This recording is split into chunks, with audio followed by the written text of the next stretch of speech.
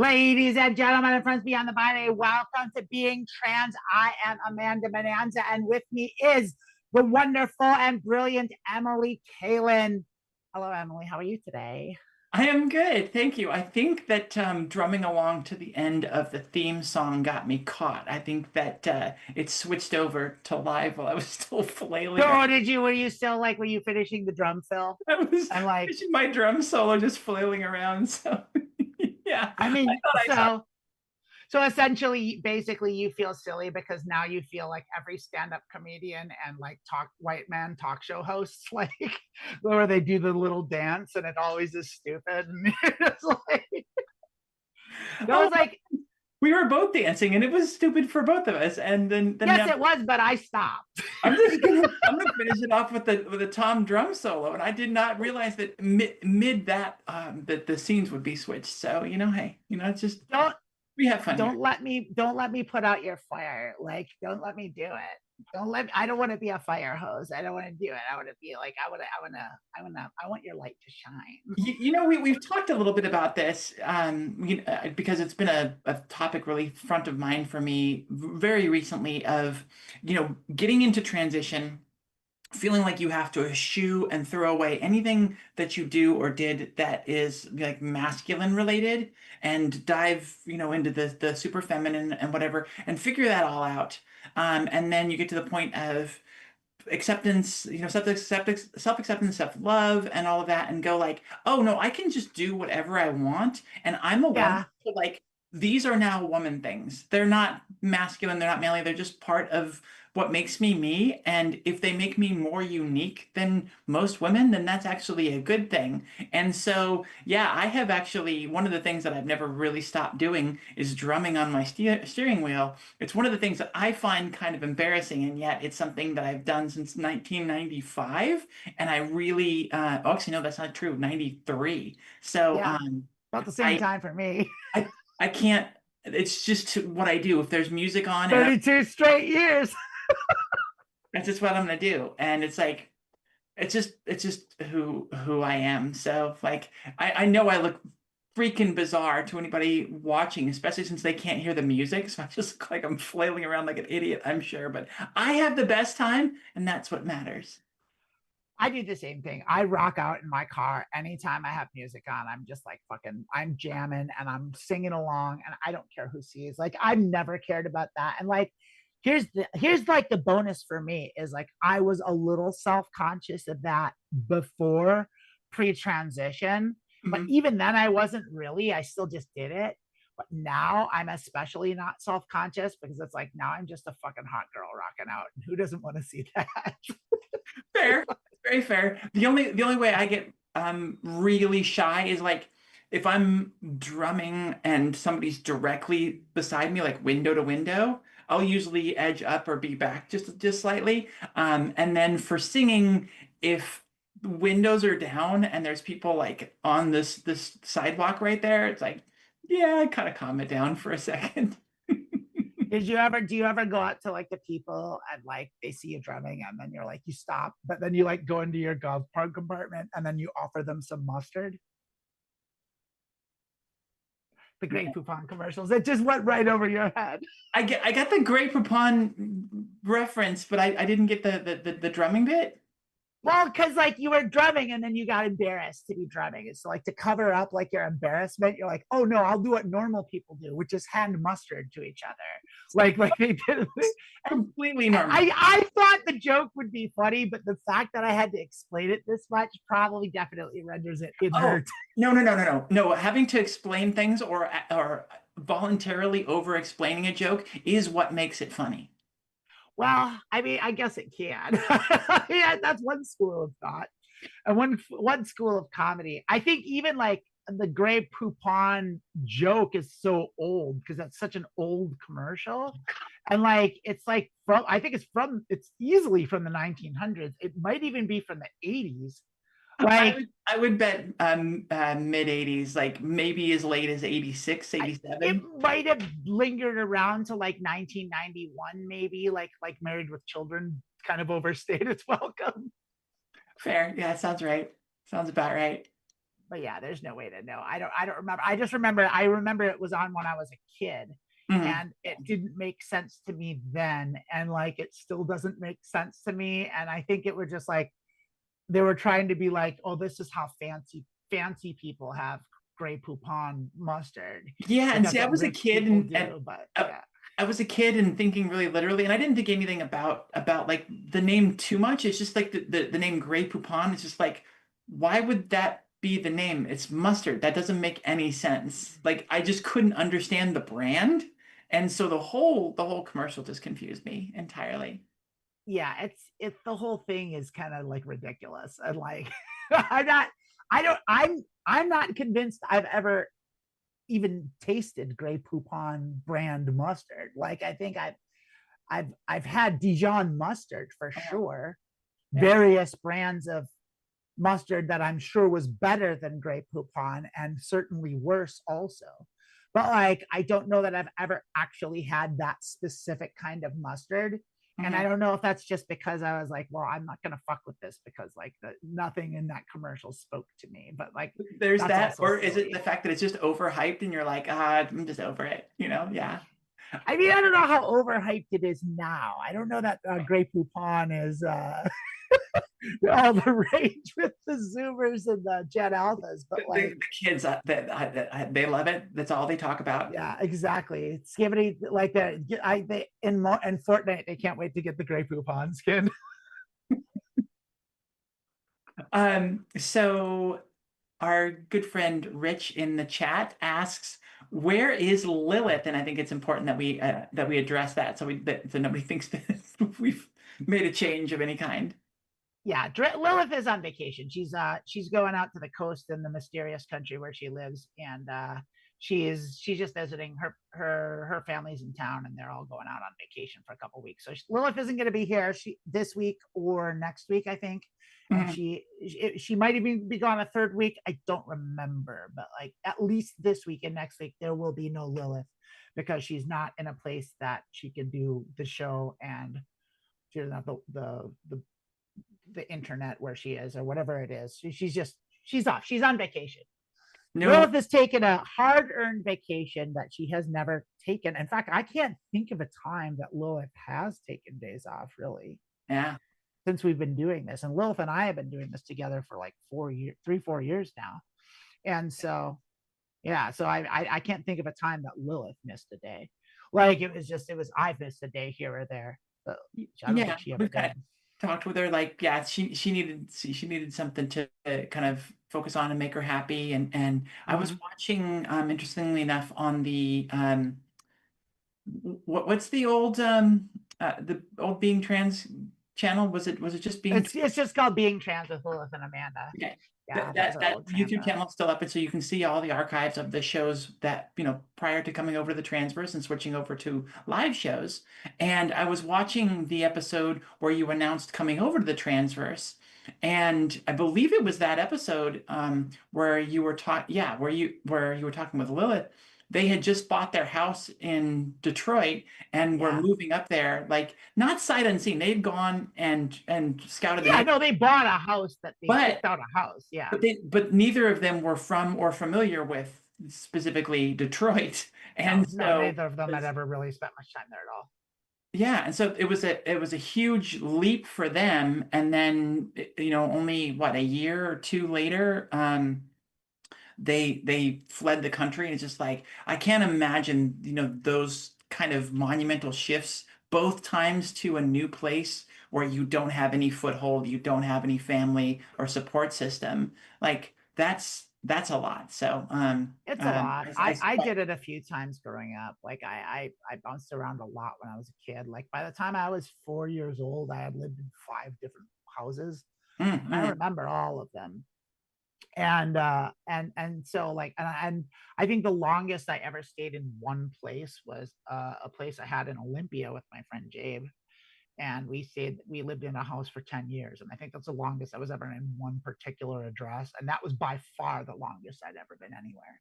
And same. so Yeah, yeah. I think yeah, yeah. By the time I was 10 or 11. We'd moved somewhere around 10 or 11 times. Like it was that same thing. We actually were driving across country on my 10th birthday. We stopped off in Kansas to have my birthday at my grandma's house in Kansas, and then we continued on to Greenville, South Carolina, where we were going to live. We lasted like 2 months there. Right before school registration, we moved to a different city in Kansas. I did a year of school there, and on my 11th birthday, we were on the plane to move to California. Jeez Louise. Yeah, that's rough. Yeah. I don't know. It's a weird thing. I feel like it's probably easier when you're younger if you're used to it, and then it gets harder like when you get older. Yeah. We bounced around a lot. I remember we had a period where we moved a lot, like the family, and it was the consequence of that was one of my sisters like went to a different high school every year of high school, and like that's rough. Like that's rough. Like Time, yeah, middle and school and high school. Jeez.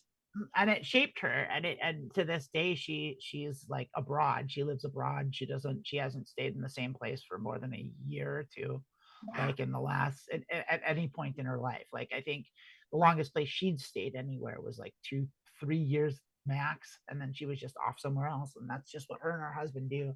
And I think they're looking to settle down now, but like currently they live in China, and they're just Yeah, I think what that did for me is I think yeah, I'm not afraid to travel. I am I actually love to travel. I'm not really afraid of change. Um, I wouldn't say I super love it, but I'm not afraid of it. And the big thing that I've noticed is I'm really good at meeting people and yeah. starting conversations, meeting and like whatever. I am not great about keeping in touch with people. It could be an ADHD thing, sort of the object permanence sort of deal. But yeah, like if it's been a while since we've talked or like I move away, it's really hard to keep in touch for me. I think that's a normal thing, and I think that's the thing for most people. I think a lot of people, like in the world that we live in, where like we can technically like talk to anyone anywhere in the world at any time, like for free. Like I think that's like people seem to think that like, oh, that has made things different. That there isn't a spatial relationship thing, but there is. Like physical proximity is a huge thing for. I mean, there's a reason it's called closeness. You know, it's like it's because you're actually physically close. And I, Interesting. I've I put it this way. This is the way I put it. And I think it's a kind of a clever way to put it. But like, if you're not growing together, you're growing apart. Like, and that's just the reality of it, because we're always growing. Like every person is growing. And so if you're not growing with somebody, like you're not experiencing the same things, you're not doing the same things, you're not on the same page. And every day that passes that you're not in the same Venn diagram, like your life gets more and more separate. Like, and that's just how it works. Yeah. And there's nothing wrong with it. It's like that. I mean, it's one of the reasons that like I'm so kind of aloof about death, because like to me there's not a lot of difference. Like there, and I that can sound real callous and it can sound real silly, but like I someone dying and someone moving away across the country that I know I'm never going to talk to again, there's zero difference to me. Like there's no difference. Yeah, Like it's like if they're gone and I know I'm not going to be in touch with them anymore, them being dead wouldn't change anything. It would be the exact same thing. okay. And So, okay, finish your thought. that is my thought. That's it. It's over. Well, I'm just kind of curious, like in those moments when you've experienced that, like how is the grief for you? Because I would assume like if they're moving away and you have this perspective of like it's similar to death, like how have you noticed the grieving process being similar? Okay, so I'm gonna kind of course correct here, because I think you're slightly misunderstanding me. I Hmm. meant to more like equate death with someone moving away than I am someone moving away with death. Fair. So what it is I grieve less for death. Death doesn't really affect me all that. It doesn't hit me that Yeah, okay. hard. I I see. just I can equate it to someone moving away. Like that's kind of how and it's just like, oh, I'm just never gonna see them. And like for someone that I'm really close to, like for example, when my mom died, like I was very sad. When my brother died, I was very sad. Like when one of my very close friends died, I was very, very sad. But you get over it like you do with everything. And like, yeah, it's like that's how it goes. And every now and then I'll miss them.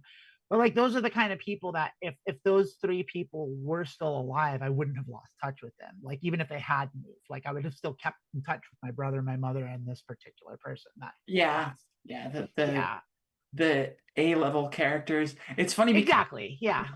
they you grow up knowing that people are going to come in and out of your life. Like you hear that a lot. That's very common. People will say that.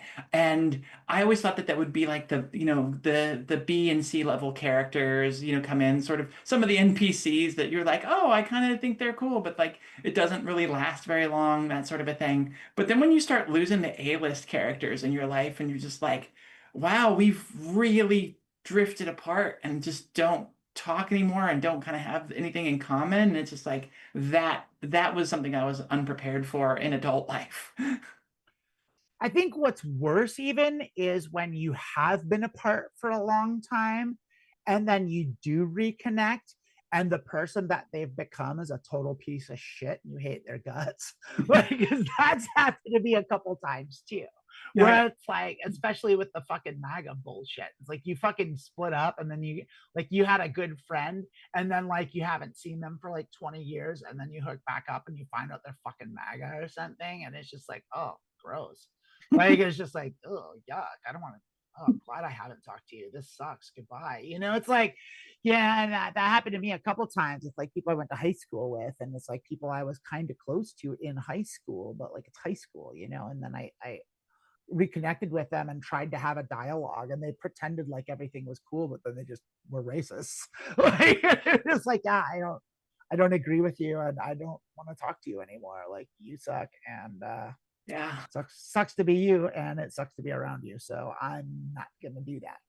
And then the counterpoint to that is like, so for my going away party when I was moving to Australia, I reconnected with a with my best friend from my first job after college, and we had stayed really good friends basically into transition even, and then sort of drifted apart. And I was bummed about that upon seeing him because it's just like, oh, we haven't really connected in like the last 5 years or so, and that's a bummer because like I am peak Emily right now. Like I am best version Yeah, right now. And it's like, when friends stick around, early on transition, it's like, this is great. And I love having that support or whatever, but you're messed up. Like you don't know what yeah, know who you are or what's going on at all. You're still trying to figure out a lot of stuff. You're really in your own head. You're trying to figure you out, and like everything else is just sort of becomes tertiary to you. And finally solidifying yourself and being able to show up authentically for people and be you and everything. It's just like, this is a great version of me, and this is the part that you should have known. And yeah, I'm hoping to reconnect with people and show them, like, yeah, as I was talking with Raina about basically life cycles, like the things that I've been through in my life. Like this is Emily version 5.0, and she's pretty rad, pretty rad. yeah. I'm at a stage too where it's like I think with the transition thing that adds a giant extra layer to things because like one of the things that when I first obviously when you first start transitioning you just kind of I won't speak for anybody else. I felt like what would have been nice was be just if I could like go into a cocoon and like not see anybody for like the first like 6 months and then come out all beautiful and different and Yeah, like and like and then of course COVID happened and so it was like monkeypox. you know like gotta be like careful. oh It was yeah. funny. That was one of my favorite fantasy stories that I read, was somebody that like was a cross dresser and kind of got caught by a woman, and then like um uh got pulled into a thing with her and signed some kind of contract. There's always like some kind of contract or whatever Oh that's yeah, it's legally never you doing it. Yeah, it's It's never, just no, no, like, no. oh, I I didn't don't have want, any choice.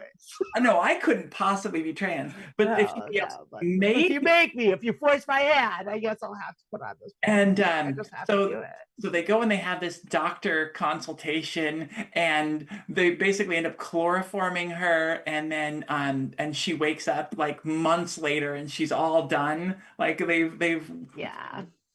without her knowing, they've fully transitioned her, and it's just like, yeah, that sounds pretty goddamn great. Yeah. This has been great. I love it, but I feel like we need to get to the meat of our situation here. Do Okay. we have a couple? We're gonna do a thing today, Emily and I. We're not gonna do any Thing. bits. We're rebooting the old show where we're answering questions from the trans community. So we do have two questions that we have pulled from like the annals of the trans the wisdom of the cloud, if you like. But that doesn't mean that we won't. If anyone watching has like a specific trans related question and transitioning question that you'd like to ask to experienced transgender women, we would be happy to address that. We'd be more inclined to address a question from some of you. So but for now, we're going to start with one. Let me bust out the one I've got. So While this you're one is, while you're looking at that, I'm going to also add to what you just said and say this is true for the comment section of the video once it's up on YouTube. Go ahead and paste in your comments if you have a question, and we will address it sometime soon in the future. yeah, absolutely. Yeah, absolutely. We love that stuff. So the question comes from Trans Reddit, and it says, my partner says her love for me is fading because of my transition. And it goes on to say, I'm a trans woman in the middle of my transition. I'm not sure what that means exactly. And yesterday, my partner told me something that broke my heart. She said her love for me is fading because she doesn't see the person she originally fell in love with anymore. I understand where she's coming from. She fell in love with a version of me that I used to present to the world, but that version was partly a mask I wore to survive. Now I'm finally living as my authentic self, and it hurts to think that being myself might be the reason she feels like she's losing me. She told me she wants me to be honest with myself, and she doesn't want me to go back to pretending. But at the same time, she's grieving the person she thinks she's losing. We're going to sit down later today to talk about this. I'm devastated, scared of losing her, but also determined not to give up on who I am. How do I navigate this conversation in a way that's honest, loving, and doesn't make either of us feel attacked? Has anyone been through something similar? And if so, what helped you and your partner? I feel so numb. I don't know what to do. Please help me. And so they got some answers. We're not going to be able to. They're probably not. By the time they see this, they will have had the conversation. But Mhm. I have known several people that have been in this situation. I wasn't in it myself because I wasn't in a I certainly was never married, and I wasn't in a serious relationship when I started my transition. So I Mhm. didn't go through this personally, but I know a lot of people that did. Mhm. And so, Emily, what are your thoughts on this? Yeah, I had a not too similar to this, but I was married when when I started the feelings of cross-dressing and everything started to really bubble to the surface. Not only bubble to the it had been at the surface for a while, but really kind of force its way into my day-to-day life in ways that I wasn't quite prepared for. So yeah, I've experienced some of this, just the disappointment from my partner in seeing me like that. There was one day, and I wrote about this recently in doing some reparenting therapy work, where um, some of these memories were showing up, and I just wrote them out as if I was that version of myself, version 3.5, by the way. And I I would take the dog out for a run, and I had accumulated like some women's workout clothes. And I put some on and went to a park, and it was like much earlier in the day and much brighter than I normally would have gone. I usually go after dark. And for some reason she came to the park to kind of catch up with us and caught me. And just the look of disappointment on her face, Yeah. walking up to her, and just the tone and the way she treated me, it was it was absolutely brutal. So I do understand some of this. I want to, before I dive too much deeper into it, I want to kind of give you a chance to kind of talk about some of your thoughts, and then I'll add mine again. Yeah. So, I mean, like I said, I don't have direct experience with this, but I've seen it a lot and I've seen it work and I've seen it not work. And my kind of interpretation with this is I understand where both of them are coming from at the same time. Mm. And I think transitioning is hard. It's hard for everyone involved. And one of the things that it took me much longer than I would have liked to realize about my transition is how impactful it was on everybody else, not just me, because it's so all encompassing when you're going through it. Like you cannot see past your own world because it just is changing so much, so fast, so radically. And it's so huge. It's such a huge thing, but it's so huge that it also like radiates out and affects everybody literally that's ever known you. And it shakes it's really impactful and it shakes the real foundations of everything with everyone. And all those people had to deal with it too, not in the same way that I did. I had to deal with it directly, but they all had to deal with it in one way or another. And I didn't appreciate that for them at the time, and I wish I had. But when it's your spouse, when it's someone you're already married to, I can only imagine what it's like. And I could see that how someone that married an avatar of you, which they admit to being, like this is something that I did for survival, which we all did. We all did. Absolutely true. Yes. And so, like, if they married an avatar, that is, they did fall in love with the avatar. And so, how disappointing that is for them to find out that that thing isn't real. Yeah. And then on top of that, now they have to decide if they're going to stay in love with someone who, for all intents and purposes, lied to them and isn't even the gender they thought they were. Like, and that's a big, big, big ask Yeah. of anyone. Mhm. And I don't know that I could do it if the shoe were on the other foot. Like, I wonder that sometimes. Like, if I was dating someone that I didn't know was trans and that decided that came out and like was going to transition, I know that now I would be fine with it. I'd be happy for them and I'd be excited. But like back in the day pre-transition, I don't know that I could have handled it. Like I Yeah. because back then if I was dating, I was super not into men at all. And like if I was dating a woman and she came out and said, actually, I'm gonna transition, I'm gonna start testosterone, I'm gonna start I'm a guy. Like I don't know that I could have maintained it. I don't know that I could have maybe tried it for a while and see how it worked, but I don't know that I could have kept that up. Mhm. And I I really have a lot of sympathy for everyone involved in that situation because no one's really doing anything wrong. It's just a shitty situation. Yeah, in fact, the opposite. Like the partner, the spouse is has been amazing. Like this, the trans person has won the lottery here. This is a person that has allowed them. Sorry for that. That's a tough word, but to transition and stay together. Like they're doing it like and Giving it their best. Yeah. their best, yeah, sticking with them, supporting them, and now that the person is finally coming to themselves, that's bringing up a different set of circumstances. But what this person has is already far and above what other people get. Like I lost two relationships because someone's, because the partner said that like I couldn't do that just from the start, just from having that conversation. Like it's like that I couldn't deal with that. So to have somebody that is trying to deal with it, it like I said, is already wonderful. That's already great for this person. Um, I wrote down some comments here. One, I would say that the fear is taking over a little bit. It might be true, but it sounds like they're still on the verge of the big conversation. They haven't really sat down and had the real big talk yet. So just don't let the fear take over.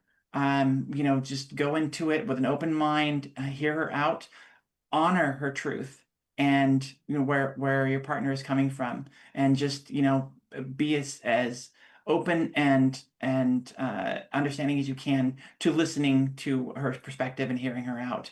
um and then the worst case scenario I like to talk about, we fear losing that partner and how bad that would be. But a lot of times, especially if your partner has tried this thus far, has come with you this long, I think that the worst case scenario is you're going to be able to stay friends and have a great ally out of it. And there is a good benefit to having a free transition. Like you said, you weren't tied into anybody, and so you didn't have to worry about any single aspect of what anybody else would think or care about on a deep level, because you were free, Amanda, in your transition to do whatever you wanted. I mean, I don't know if I would agree with that statement. Like, I don't think anyone's free. Like, I No, like but to say that, like, it's just because I wasn't in a direct, like, romantic relationship at the time mhm, doesn't mean I didn't have relationships. Of course, I had relationships with like all sorts of people. And mhm. I'm not saying it's the same thing, but like, by all means, like, I was terrified of Oh yeah, for the survival of each and every one of those relationships. Like, I okay, didn't know how anyone was going to react, even the people that I thought I had a good beat on. I yeah, wasn't sure, like, because you can't be, because you don't know. And it proved to be right, because one of the people that I thought was going to be the most supportive turned out being the most unsupportive person in my life. And so you just never know with that stuff. yeah, And there's no way to know, and that's what one of the things that makes it so scary to come out, especially if you're doing it later in life, as you and I did, because you've built all this stuff up, you kick that can down the road so much, and it's like you've invested a lot in your avatar. It's like, and exact. Yeah. and you like you said, you build relationships and all of this, and all of Mm-hmm. this based on this, and unfortunately, yes, it's true that it is a lie, but the deeper truth to that is it's a lie you've been forced to tell We've yourself. been railroaded into it, like, for sure. I wouldn't say forced. I would say you definitely had a choice, kind of. It wasn't Okay. much of a choice. Like, it was it's a hard choice. Like, but that's I think saying that it's not like, you don't have a choice to come out is kind of diminishing all the people that actually did do that, because there are people that were just like, they, as soon as they figured it out, they're like, fuck it, I'm this and I'm doing it. I don't care what anyone thinks. And like, they're rare. They're few and far in between, but they do exist. And so, Mhm. like, I, I don't know. I'm not trying to. Maybe I'm being a bit too pedantic with it, but like, I mean, I did choose to put it off. Like, Yeah. I knew for a very long time that I was trans and that I wanted to start hormones, and I Okay. was just scared. And there's no reason other than that, is I was afraid. And I think that that's sort of why we're coming at this from different perspectives right now is I think I realized at such an early age to as not be conscious of it. I think that the sort of narrative that works for my story that I believe pretty heavily is that at a very early developmental stage, I realized that I wasn't what people told me that I was supposed to be, and that to be loved, to be accepted, to be supported, to survive, I needed to be that thing. And so I just accepted that as the thing I needed to be before I could even, put any of the other pieces together. That was just that. I don't feel like I'm this thing that they're telling me I need to be, but I need to be that. And so I just accepted that and moved on with my life and developed Yeah. and became all that. And it took me into my late 30s to finally accept the fact that I was trans, because once even the stuff started coming out that it came out in a way from my subconscious that I couldn't control. Yeah. I get it. And um and even then I couldn't accept the fact that I was trans. It took years for me to accept that. And that's because I think, like I said, it happened at such an early stage for me, that realization, that it got buried under everything. And so that's why I kind of feel like it wasn't really a choice. It was an understanding that I had as I was forming understanding of the world.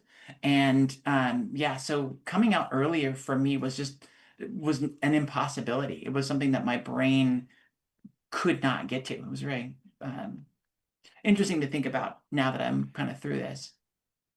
I think what we just started talking about is just an exquisite transition into our next question. It will be. I just want to say one last closing thing. Yeah. It's like you're sitting down to the conversation. Yes, she is grieving parts of you. You need to talk through whether or not whether she's grieving the person, because you need to separate, like, what are the things that were the mask, what are the things that are really you. And as we talked about in the opener, when you get to a point in your transition where you start to accept every aspect of yourself and kind of let some of those things back in, like, there's still a lot of unsettled part of this. And so just listen to her, have the honest conversation, and, be honest about the things that are part of who you are and who you want to be, and the things that aren't, and talk about, the deal breakers, and see where it comes. Try not to go into it with fear, just an open mind and understanding. Yeah, I think that's true. And I agree with a lot of that. I think it's hard because I think hopefully I'm rooting for this person and both of them actually. I'm rooting for this couple because it can work.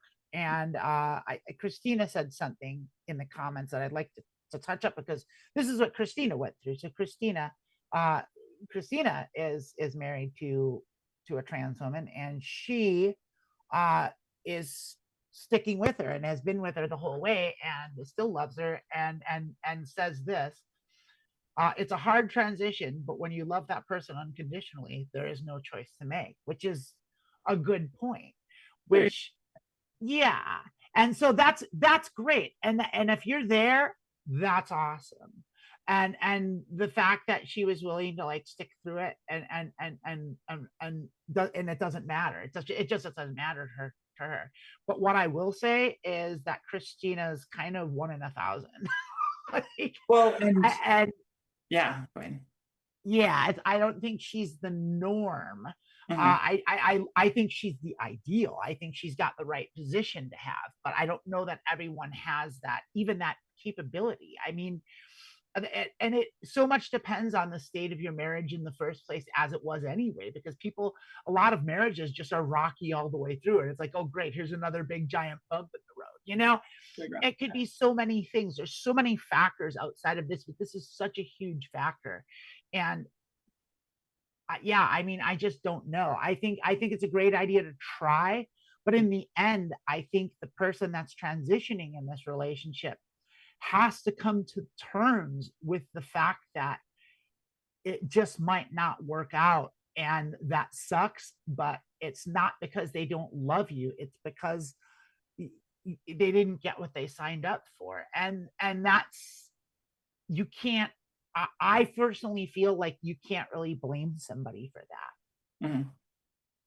Mhm. Christina's comment also brings up something that I talk about a lot, which is how transition changes your understanding or belief in unconditional love. Because there are many, many times where people come out and are disowned or estranged from family members, like especially For their sure. parents, the ones who are supposed to love you no matter what, always. And it's really earth-shattering and difficult to find out after all of this life that you've been through that a lot of the love and friendship that you've experienced is highly conditional. On something that really shouldn't matter at all. Mhm. That's the worst part, because like what's wild about the parenting thing is, like, I've met parents that will love their children through them being the worst people. Like if their child grows up to be a psychopathic child rapist, they'll be like, yeah, I don't like that, but they're still my kid and I still love them. Like, but if they're fucking trans, it's like, nope, you're dead to me. And it's like, and Yeah. it's like, how are those two things on the same level? Like, it's like, that's so crazy to me that, like, the being a transgender person is somehow the worst thing in the world, when like they could literally be like an abhorrent monster. Like, Like and it, yeah, Jeffrey Dahmer had and it, parents that I'm sure when yeah. the child loved him. And who knows, like, anyway, I would like to move on to our next question Let's though, move on. because it I'm is it is kind of related to what we were talking about before we put a pin in it. I And found this this one one, and I'd love do to you read want to it. read it? Yeah, you go ahead. You read it. Such a mood, y'all. Strap in.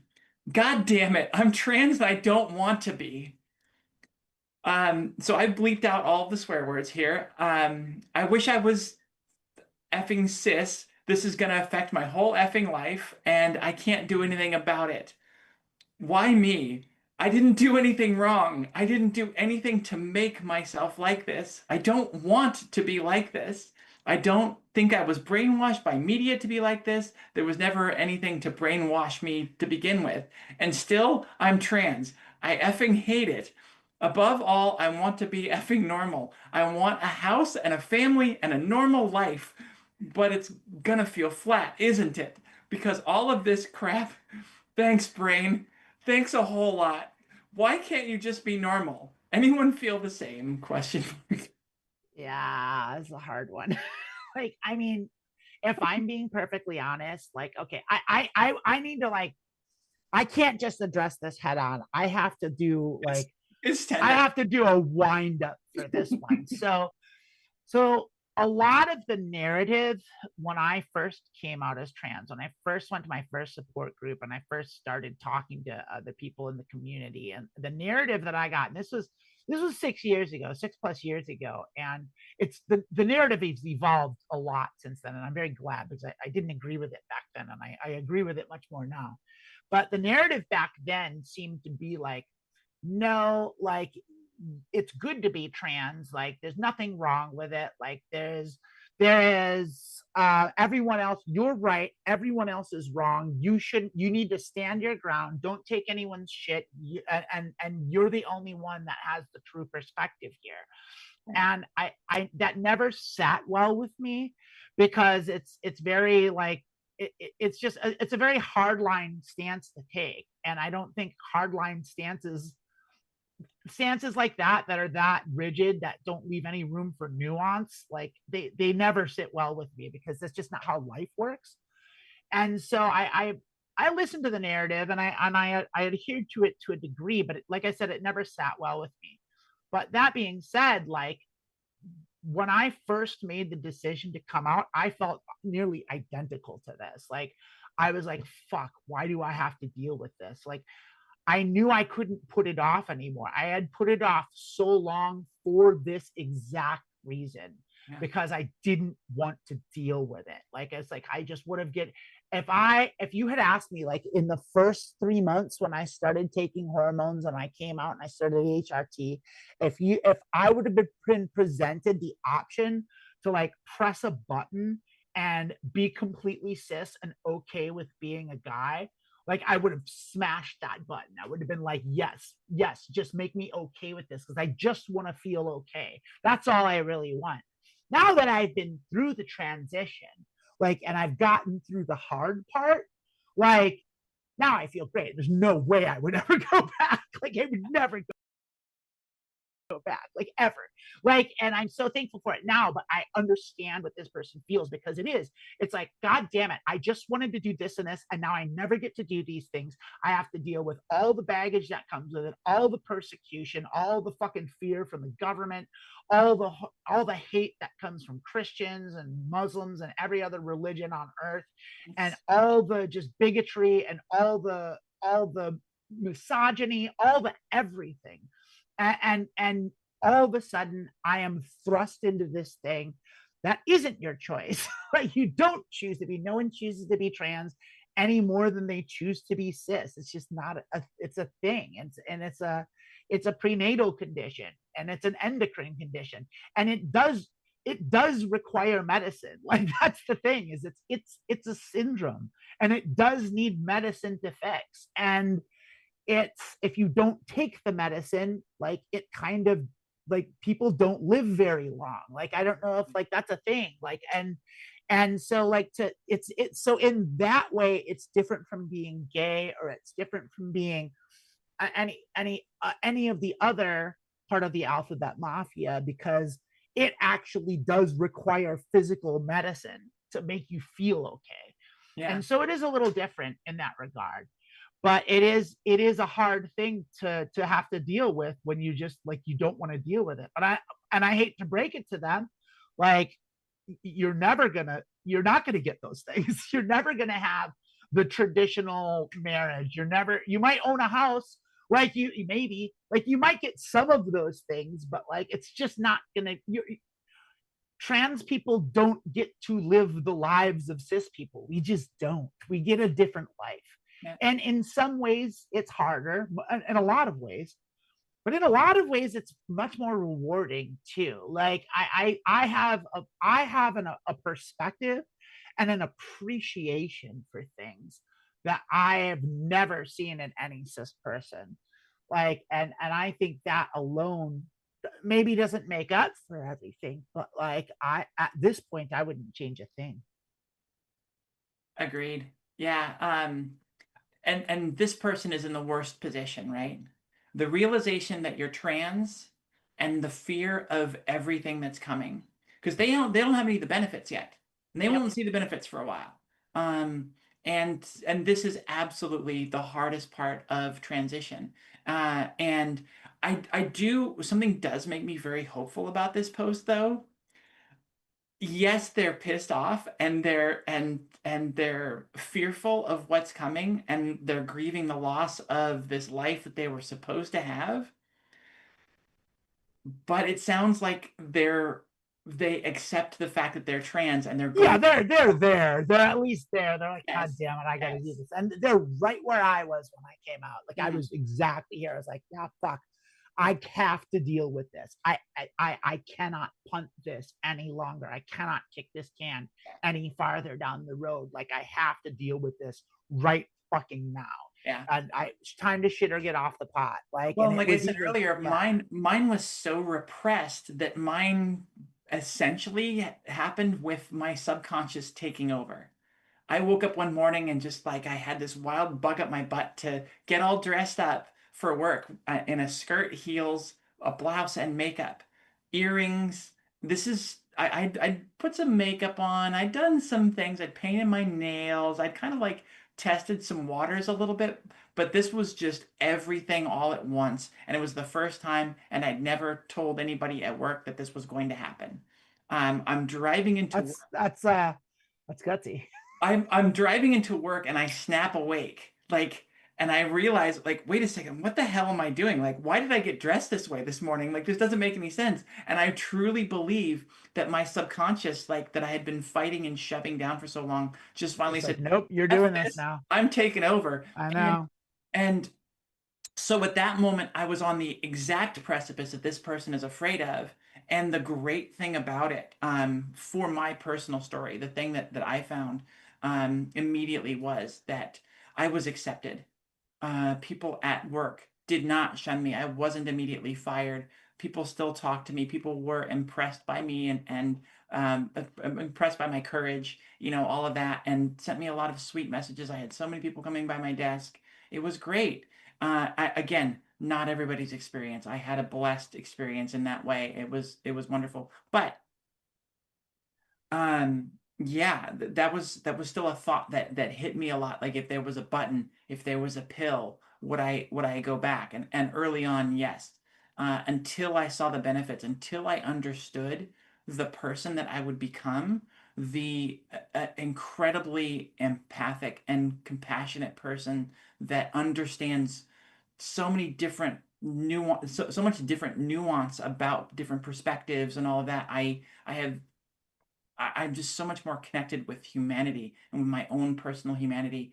I can basically do anything now. Like very, very little is I'm afraid of very little. I still have Yeah. executive dysfunction like a mofo, but that's a separate issue. As far as like looking at change in relationships, doing the hard thing, having the hard conversation, like I'm just not that paralyzed and terrified anymore. I understand that, like, yes, you can go through hard things and you can survive and you can come out better on the other side. Because I've seen that in my life. And now that there is a moment, I think, in your transition where you hit that peak and are sliding on the downhill and it gets easier and you start to see those benefits and you go like, no, I wouldn't push that button now. I wouldn't take that pill. I'm better off now. Yeah. I Oh, like for sure. being, Yeah, I wouldn't take it now. Like, there's yeah. no way. There's no way I would erase all of this. And like, I can't even.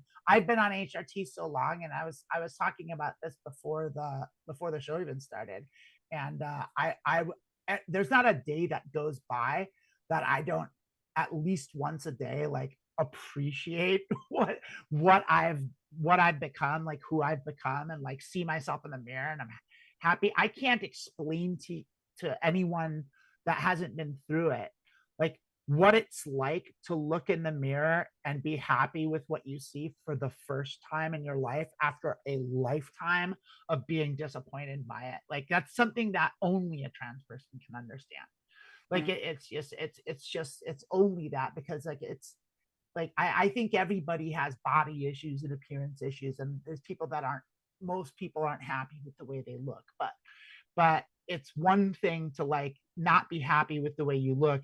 It's another thing to be not happy with your gender and to know that there's nothing you can fucking do about it. Like, that level of despair is so deep and so dark that I don't think any cis person can even comprehend its depths and its depravity. Like, Oh yeah, it's and you see that in their bullshit comments of like, why would you choose this? Or right. you know, like, oh, you're pretending, or all this other stuff, like you're just trying to get into women's spaces. All these things, it's like this is there's no way that people would go through this incredible amount of anguish and all this just for that. Like it's so real, it's so true, and it's so deep. Yeah, that it's laughable when you hear people who don't understand it trying to make comments about it.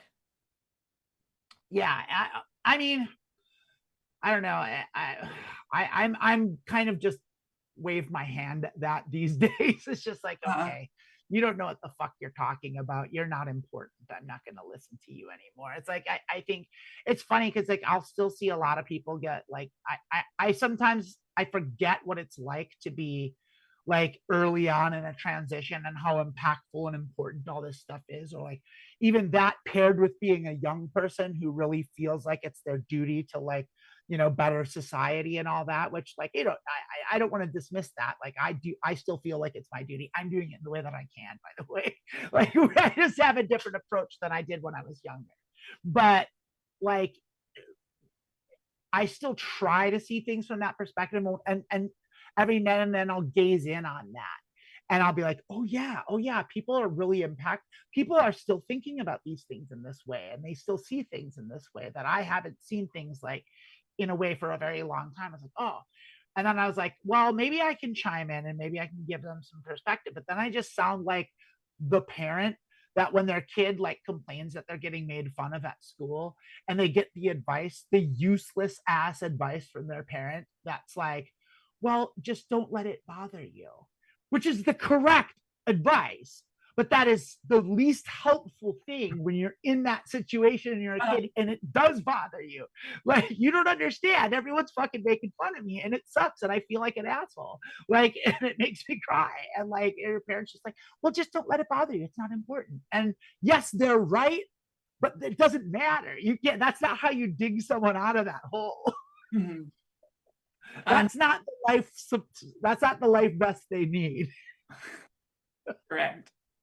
We have an interesting comment that just came into the chat. Somebody talking about always wanting to be female, but feeling too old and traditionally male looking to ever pass, though. And I wonder, like, it'd be so interesting to be able to do a poll of all humans and find out how many people feel that way, that they hold back their transition because they don't feel that they can fulfill expectations of what they should be in that new role. And I've talked about this a lot recently of um, the difficulty in feeling validity in your identity after you transition, after you start transition, because everything feels wrong. And so you learn that you come to terms with the fact that you're trans and you start transitioning, but then nothing in the other identity feels normal or natural either. And it's Yeah. because of the fact that you weren't taught that versus it wasn't the right thing for you. It feels kind of like the same thing, but it's very different. And yeah, I just the expectation to pass and to be a certain type of woman is really unfortunate. It is. And I I'm gonna agree with you. And I'm gonna say to Josh did that, like, the thing is like, that's the dysphoria talking. Every trans person feels that way. Everyone feels like they're never gonna pass. That's why I didn't transition. I was afraid of that. I was afraid I wasn't going to. And that what is true about that statement, and I'll give you this. What is true about that statement is the older you are, the more work the hormones have to do to overcome the for lack of a better way to put it, the damage that the wrong hormones do, the appearance damage, if you want to put it that way. I don't know if it's the best way to phrase it, but for lack of a better word, I don't mean anything bad by that. But the thing is once you, if you can muster up the courage to do it, you realize pretty soon that that's not the most important thing, because the thing that really matters is you feeling okay.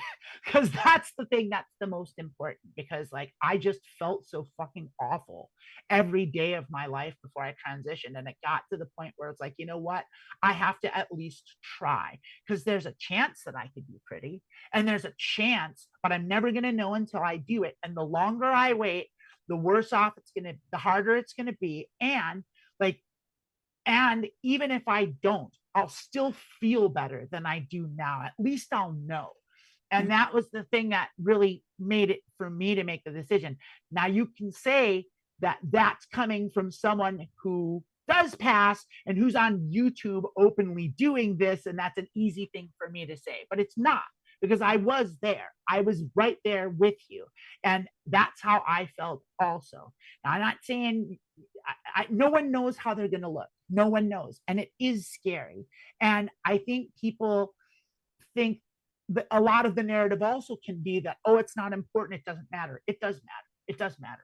How you look does matter. How you feel. It does impact how you feel. But what matters more is how you feel, and if you can be comfortable. And if you're trans and you have the idea that you want to be a woman, and you were born assigned male at birth, and you're convinced of this because you are, that is what being trans is. Mm-hmm. And when you do take the hormones, they start making you feel better pretty quickly, and you notice the difference in how your physical body feels. Like I didn't have any idea how bad I felt my whole life until I started feeling better, and it was just eye opening. Like my baseline was such dog shit. Like I couldn't feel good ever. And so that reason alone is reason enough to go for it. And as a bonus, maybe you'll get to be even more beautiful than you ever thought you ever could be. That's possible. You don't know. And that's all I'll say on that. It's gonna make us run long, but I got two key points, that two sort of questions for you, Amanda, for us to talk through. Sure. One, have you ever met a trans girl who is truly, fully happy with the way she looks? Never once. Or a cis woman, for that matter. Never once. And two, have you ever met a trans girl who has said that she isn't happier with the way she looks than the way she looked before? Never once. I've never met, okay, I have met one person that detransitioned, and I don't think they did it because they thought they made a mistake in transitioning. I think they did it for family reasons. Their family pressured them to do it. Mm. Everyone else I've met that was trans, like, has zero regrets about going through with it.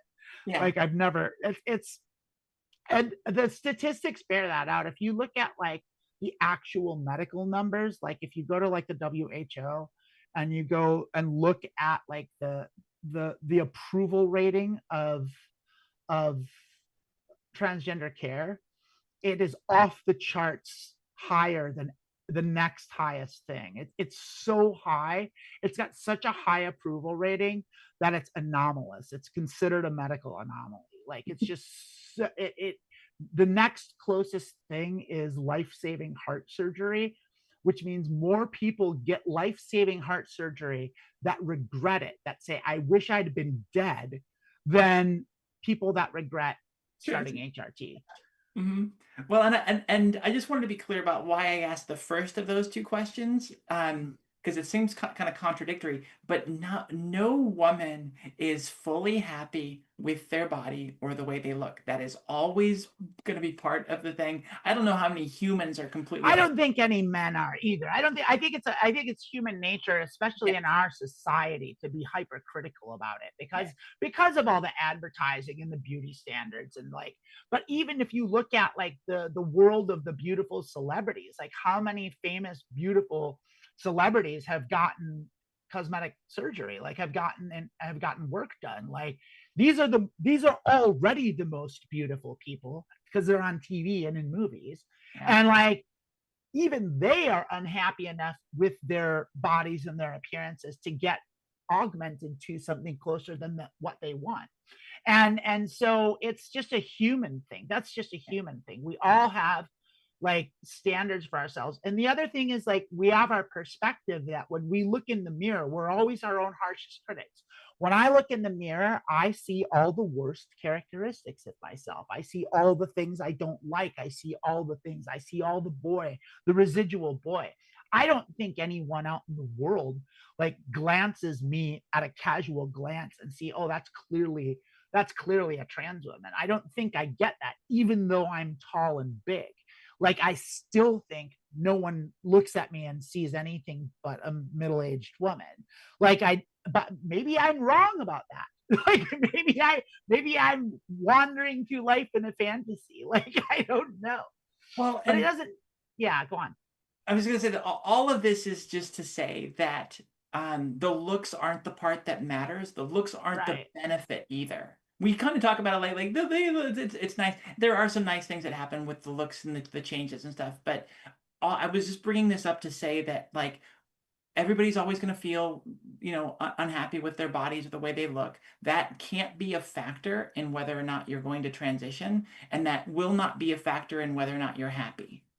Yeah. Telling you that on the other side of it. It's going to be that self-acceptance, that feeling of being your true self and being in your true body and learning to accept and love yourself. That is where the benefits come from. And then, yeah, there's some physical and appearance changes that are icing on the cake, but that it is not the source of the happiness that we feel Right. as out trans women. It's just feeling okay and being who you actually getting the freedom to actually express yourself in the way you always wanted to. Like that's so huge. But like here, so Josh added something that I'd like to comment on too. And they say I literally hate my masculinity and have always had to suffer with that.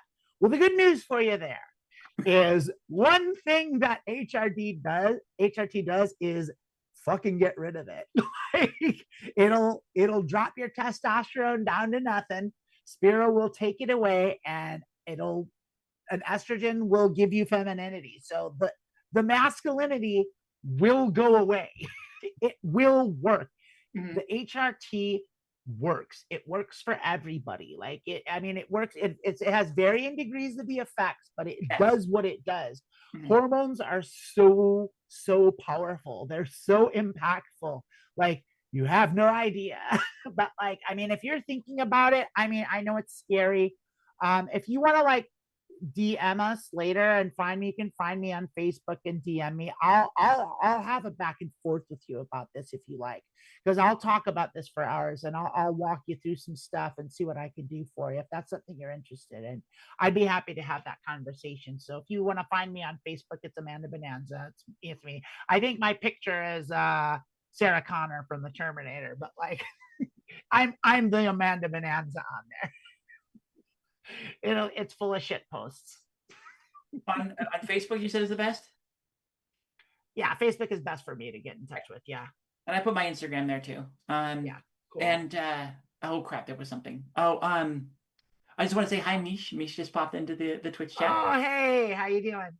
Um, so my most recent guest, Jennifer Marie on the Transgender Show, talks about starting HRT before coming out, before announcing anything, and I found that kind of interesting. But she explained it in a way that really made it make sense for me.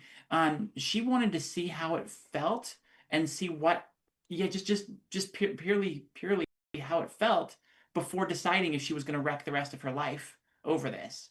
And I was like, that's such a great perspective, because Yeah, it does take a while for anything permanent to happen. that's true. That's true. It's reversible. And start it and just see how it makes you feel, and see if it brings you into alignment before any big changes happen, before you have to like come out, or whatever. The only person you have to come out to is a doctor. And Yeah. you can go to a separate doctor for this to get that. So I think it can be a really good way to approach this. Just try it and see if that makes you feel better, because a lot of people have instant benefits. Some of them are more subtle. Mine was kind of subtle, but um, yeah, it was more long term for me. But at least you can try that and see if it how it makes you feel, how it affects that masculinity and that mismatch for you. That it might help with that. I agree. I think with that, I think let's wrap it up here. We've run a little past, and that's good. I really like doing these again. I like bringing back the old format. Hey, everyone in the comments and in the chat, thanks for being here. It sounds like everyone was pretty engaged today too, and I love that. Let us know if you want us to keep going in this direction. I'm kind of feeling the pull to go back to doing what we always were supposed to do in the first place. We kind of, yeah, being trans, talk about the trans experience, and like maybe what we can do is we can do our bits on another show or something. But like, I'd love that. I'd love to spread yeah, so let us know what you think of that. Let us know in the comment, and actually the better place is in the description box, so go ahead and go in there, tell us what you think. And don't forget, I know it sounds cheesy, but like and subscribe, do those things. Thank you, Charlotte, for the super chat. We appreciate it. Go in, if you haven't done it, hit the share button is such a good thing. Like, we need people, we want to bring this to as much of the community as possible. And we want to help as many people as we can. Even if it's just to give people a place to like feel safe and feel comfortable being themselves, like even if it's just that, that's fine. So let your Discord groups know, let your Facebook groups know, let them know that we do this every Saturday, and we're going to be doing this for a while. So we'd love to have it here, and thanks a million. Yeah. All right, so a couple quick announcements as we wrap up here. I put in the I put it in the YouTube chat. Our shop is thetransverse.etsy.com. That is a great way to support us, because you get something cool out of it. We get support, and you are now advertising us. So that is a great thing. And everybody stick around. In an hour, we'll be back for Mediocre Poker. Amanda, what game are we playing today? I think we're sticking with I was going to actually ask you and Raina, what you want to do, because I'm kind of on the fence. I've been kind of getting into Omaha again. So do you think we should go back to Omaha, or do you think we should stick with Zone Hold'em? Oh, Zone Hold'em is fun and fast. Fast, yeah. I love the game of Omaha, though. I really wish we could find a marrying of the two. Zone Omaha is just not, there's not enough people in the pool. Like, I've tried it a couple times and I've gotten it to work like once or twice, but like it's just like with one other person or two other people, and then it dies right away. So yeah, let's do Omaha, because we've done two zones in a row. Okay, we'll do Omaha today. I love it. Let's do Omaha.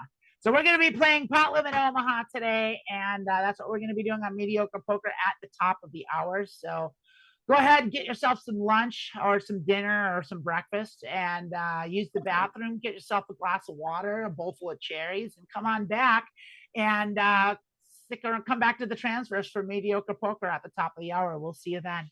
All right, yeah, and there's just one quick announcement. Oh, there's more. Yeah, I have two more. Lilith's out. Amanda is out. We won't be doing any games tonight. So these are the only two shows we've got on for the day. And then now we can. Yeah. Also, no, one more thing. We rebooted the Church of Vault Tech. And so I'm doing the Church of Vault Tech tomorrow at 11, every Sunday at 11 a.m. I'll be doing the Church of Vault Tech, and I'm playing through Fallout 4. I'm doing a playthrough of Fallout 4. I've got 127 mods, and it's dope. And so far, we're at the early stages. We just got out of the vault, and we haven't done. So it's the right time to get on board and go through the whole journey. We're going to be going through Far Harbor, through Nuka World. Like it's gonna be a journey. And so please come join us for that. Love to have you tomorrow, every Sunday at 11 a.m. The Church of Vault Tech with me and sometimes with Little Rain of Sunshine. So we will see you tomorrow at 11, and then we will see you tonight at the top of the hour. Take care. Yeah.